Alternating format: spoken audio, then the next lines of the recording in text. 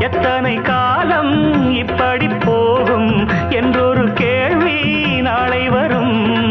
உள்ளவை எல்லாம் யாருக்கும் சொந்தம் என்றிங்கு மாறும் வேளை வரும். ஆயிரம் கைகள் கூடட்டும், ஆனந்த ராகம் பாடட்டும். நாளைய காலம் நம்மோடு நிச்சயம் உண்டு, போராடு. வானகமும் வையகமும் எங்கள் கைகளில் என்றாடு. புஞ்சை உண்டு, நஞ்சை உண்டு, பொங்கி வரும் கங்கை உண்டு. பஞ்சம் மட்டும் இன்னும் இங்கு மாறவில்லை. எங்க பாரதத்தில் சொத்து சண்டை தீரவில்லை.